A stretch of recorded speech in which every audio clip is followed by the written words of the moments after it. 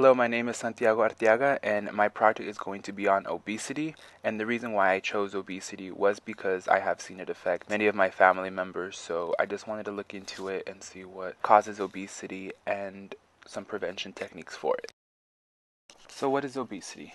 Obesity is characterized by excessive accumulation of body fat that occurs when energy intake exceeds energy expenditure.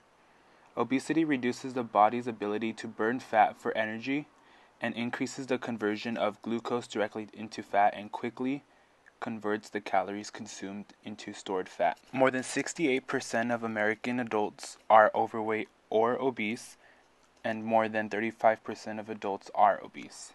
And the text measures obesity as a body weight more than 20% above healthy recommended levels in an adult and a BMI of 30 or more. And a person can also be morbidly obese and super obese.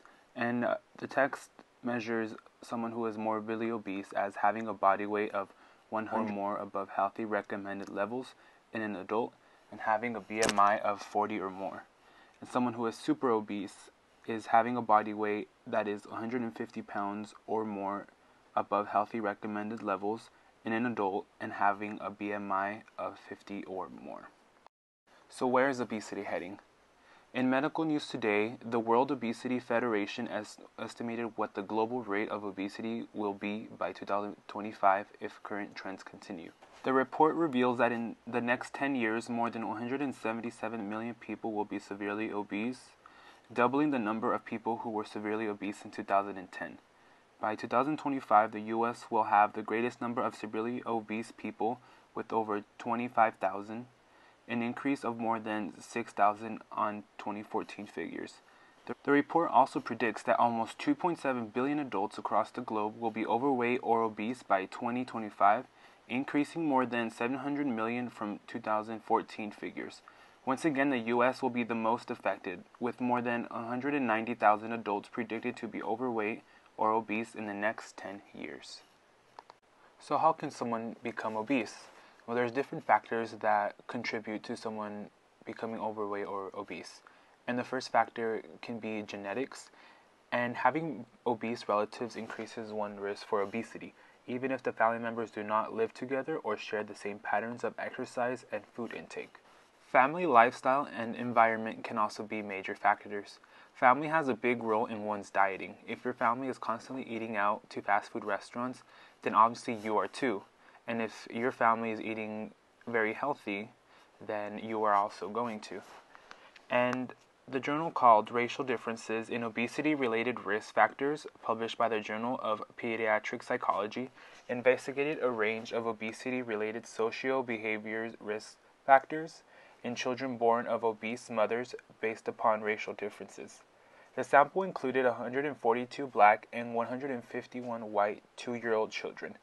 The parents were surveyed on their physical activity, food, parental roles, and eating behaviors, body mass index, based on the environment they lived in.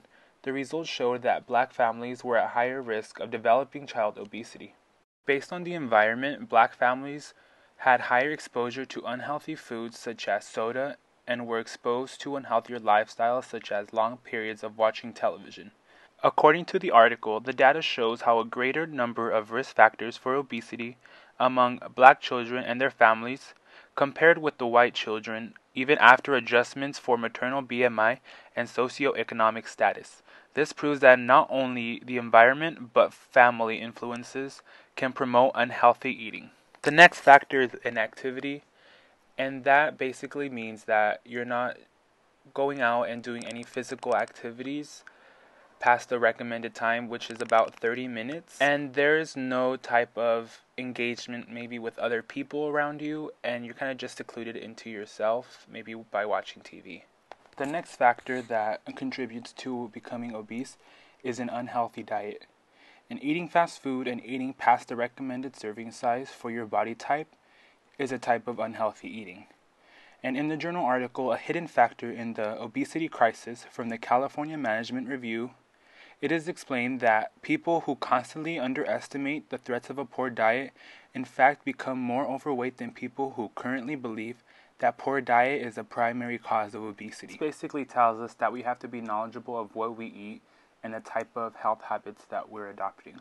The next aspect that contributes to becoming more obese, and this doesn't happen to everyone, but it's hormone problems. And some hormone problems may cause overweight and obesity through underactive thyroid. And an underactive thyroid is a condition in which the thyroid gland doesn't make enough thyroid hormone. The next topic is, what does obesity lead to? Two factors that I listed here are psychological issues, and it leads to health complications and death. Obesity and psychological issues. Depression can both cause and result from stress, which in turn may cause you to change your eating and activity habits. Individuals who are overweight or obese report body image concerns and lower self-esteem. Findings from multiple mediation analysis suggest that body-related shame mediates the relationship between weight status and self-esteem. Now, this depression can lead to binge eating. And binge eating is a behavior associated with both obesity and other conditions such as anorexia nervosa. A study of obese people with binge eating problems found that 51% also had a history of major depression.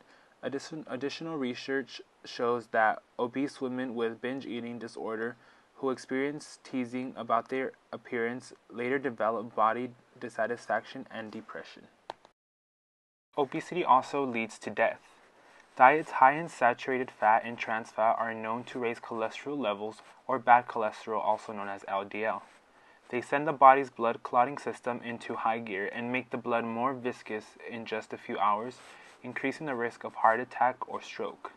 Now, high blood pressure is a symptom of becoming obese, and high blood pressure damages blood vessels and increases your chance of angina, heart failure, peripheral artery disease, stroke, and heart attack. Now, a stroke is something that can be very damaging and fatal, and a stroke is a condition occurring when the brain is damaged by disrupted blood supply, also called cerebral vascular accident. Other effects of obesity include these listed here, and these were from the class lecture.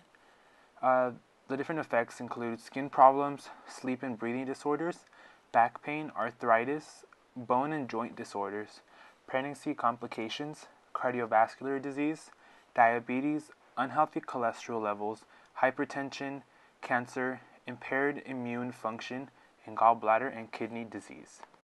Now, what is the field of public health doing to reduce obesity? Well, 94 WIC agencies reached 500,000 women, infants, and children through FitWIC, a low-cost physical activity intervention program. Participating staff reported healthy lifestyle changes, increased job satisfaction, and greater comfort in discussing physical activity with participants. New York State convened a state-level partnership to help child care providers adopt obesity prevention practices. As a result, new nutrition and physical activity standards were added to the state's Child Care Quality Rating Improvement System and regulations for the state's 14,500 child care providers, including mandatory serving of low-fat milk, water, or 100% juice, unless the parent supplies alternatives. So what are some obesity prevention techniques? The first is just to live a healthier lifestyle. Engage in regular physical activity. So the World Health Organization advises to engage in regular physical activity, 30 minutes daily, moderate to vigorous most days. Exercise, of course, does result in improved health and fitness and greater longevity. Another aspect is portion control or healthier eating habits. So to eat healthier, you have to understand serving sizes.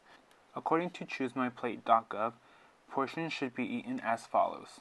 So there should be half of fruits, half of grains should be whole, drink fat-free or 1% milk, and eat nutrient-dense food. You should also decrease foods in trans fat and high sodium. Diet is about pounds, exercise is about inches. Diet is about weight, exercise is about health. With these two aspects, there is no doubt that you will be successful in living a healthier lifestyle. So despite the growing public discussion of obesity, it seems that many people who are obese or overweight do not recognize the problem. A Harris Interactive Health Day poll with 2,418 adults in 2010 in the United States found that 30% of overweight people think they are actually normal size. 70% of obese people feel they are merely overweight, and 39% of morbidly obese people think they are overweight but not obese. Now, here are some recommendations to think about if you are unsure if you are at a healthy weight. So, one thing you should do is visit your physician or a nutritionist. Now, these two people can help you retain a healthy lifestyle through meal plans or nutrition calendar. You should also consider the effects of your daily diet. Make sure that the foods you are eating are going to benefit you positively in the long run. And surround yourself with people who have the same interest in the healthy lifestyle. So I would recommend, if you're into social media, to follow the health pages and take their advice on what type of exercises you can do and what type of food you can actually eat every day. So in conclusion, obesity is a dangerous thing. It's deadly and it can harm so many people. But you can reduce obesity through living a healthier lifestyle and influencing others to do the same.